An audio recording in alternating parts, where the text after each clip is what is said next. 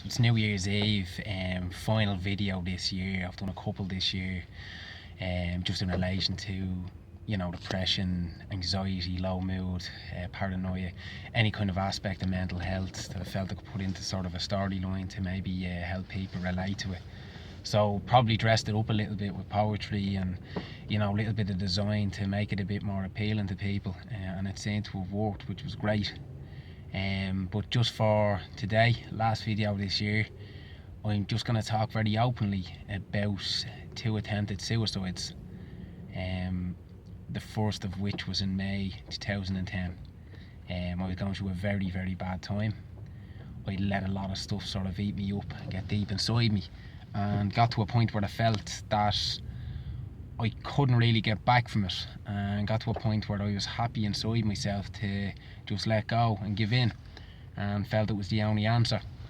So there was no real defining reason as to how I got that stage. There were a couple of things. I was in a job that I absolutely despised, and I struggled to get up for in the morning.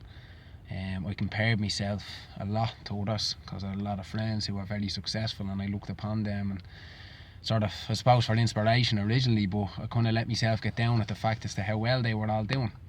I was struggling with a lot of trauma I suffered as a child. I was bullied in school for being a chubby child, which had a delayed reaction on me. I was very body conscious, very paranoid at kind of upsetting people, very paranoid at anything I would say, any opinion I would have would upset somebody. And it got to the point where I just convinced myself that my opinions didn't matter. No one really cared what I thought, and that me being absent from any sort of social gathering or whatever it may be, it wouldn't be a big deal and I wouldn't be missed. It got pretty extreme in terms of self-harm, not physically but more so mentally. I regularly looked in the mirror just to remind myself how worthless I was. I looked in the mirror to insult myself and made sure I did it every day.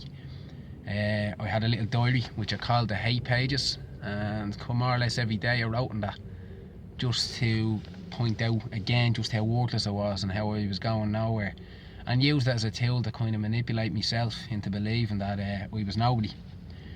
And I was happy to keep that secret. So it got to a point, suicide came into my head, and I liked the idea of it. I liked the idea of an escape, and whether people see it as selfish or not, you got to remember and you got to take into account that people aren't, you're not thinking clearly, you're in the clouds, and it's difficult to kind of have any sort of rationale and any way to get out, and whatever your actions may be, that to take yourself out of the equation, to take yourself away from your emotions at the time, that just sort of seems like the only way to do it.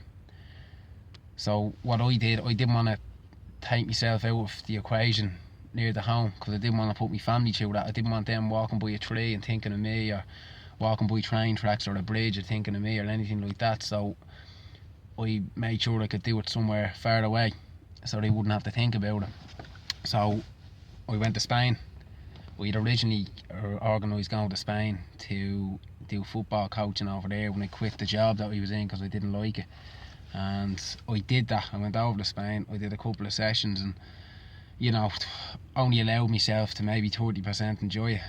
I did want to start enjoying stuff because I just wanted out. So I did a couple of sessions, probably, as I said, forced myself into not liking it, when in truth I probably was enjoying it. And flew home down for the friend's wedding and put on a smiley face for the day out. And then I flew back, and I had just got my wisdom tooth out, so my face was right out. It was like a hamster, and I was supposed to be on painkillers, and I didn't take them because I wanted to be in pain. So it was the night Spain were playing in the World Cup semi-final against Germany, and they won 1-0. So as you can imagine, everywhere in Spain was just absolutely hopping, and people were celebrating, walking one direction, and I had my head down walking in the other direction and refused to get caught up with it. And there was so much happiness, so much joy around the streets in Spain, in Torremolinos, and I didn't allow myself to get caught up in that. I walked the other way with my head down, and walked back to my room. My plan when I got back to the room, it was obviously very warm. It was the middle of June, the height of summer. The room was roasting, very difficult to breathe anyway, but I bought a roll of duct tape, and what I did was I decided to tape up every vent, every window, every gap, every keyhole, every around the frame of the door, and make sure I couldn't breathe. And I decided to tape up my wrists, and I decided finally then to get the duct tape and tape it around my neck and tape it around as hard as I could, to the point where I knew I wouldn't be able to breathe, and the point where I knew I'd probably pass out and wouldn't wake up. So apart from in getting that underway, I felt I was terrified. I was absolutely terrified, and partly relieved as well that maybe all this was coming to an end. But sort of amidst all that, the landlady, the girl who owned the hostel, obviously heard the commotion and maybe figured straight away that something wasn't right. So she actually knocked on the door, and I had to obviously strip everything down and get rid of the tape and open the door. But she knew something wasn't right, and I could see in her face she knew very well what was going on, and she could see very well that she was completely and utterly terrified. So when I saw the horror in her face, and it was a stranger, it was somebody I didn't know, it maybe brought back the realisation as to how upset and how lost my family and my friends would be if I had gone through with this. So I ended up actually having a heart-to-heart with this lady, and like, her advice was very simple. She said, go home to your family, go home to your friends. And that's exactly what I did. And it was no quick fix, no easy answer. It didn't solve anything for me straight away, but she walked in and essentially saved my life, and for that I'll always be grateful. That's one. That was the first one. Unfortunately, it didn't end there. I managed to turn myself around sort of temporarily for a couple of years, and I've sort of plodded along. But 3 years later, it's the same thing. I got so low, mainly for the same kind of reasons, because I never really dealt with it. I never really found a way to sort of acknowledge what I was feeling or why I was feeling that. So I let everything build up again, and it came to a bank holiday Monday. It was in May, and there was a family barbecue on. I was invited to, and there was a friend of mine who was having a christening for his baby, and I was invited to both events. And I'm normally the first person to jump into the car, head down and attend these things. I go to everything, try my best to. But that day I wasn't going. I bought a rope, and I drove to Glendalough, parked up the car, and I walked fairly deep into the woods to wrap a rope around my neck and hang myself from a tree.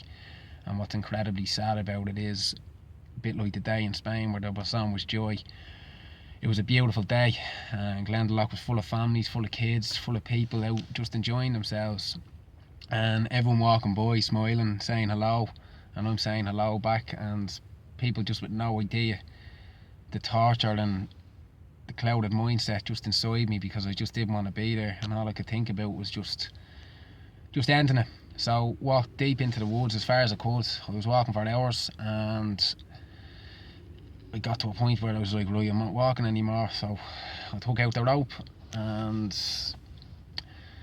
I actually couldn't get it. I was using different branches, I was using it around my neck, and I couldn't get it right. And true to me style, I actually gave up.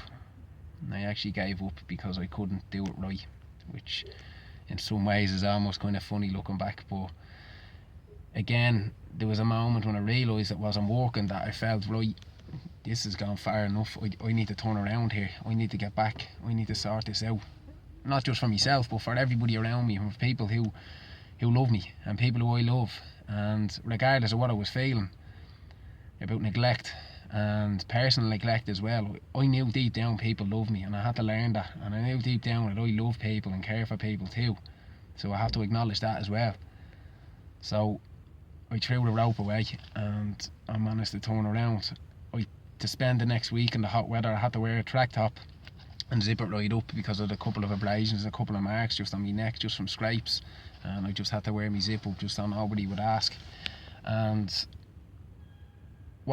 what turned it around for me was opening up to a close friend, just telling him out straight that I was absolutely all over the place, and whilst he didn't have all the answers, it gave a bit of guidance. It was an ear to listen to, and it really helped me, and it really helped me find a way. It really helped me discover what worked for me, what made me feel better, how I could avoid these situations, and how I could be more aware of my emotions when these situations come around. And that's what I've done for the last 2-3 years. I've tried build my psyche up, I've tried build my mindset up to make myself a little bit stronger to deal with these things. I'm not perfect by any means. I have me good days, I have me bad days, but there's a lot more good than bad this time round.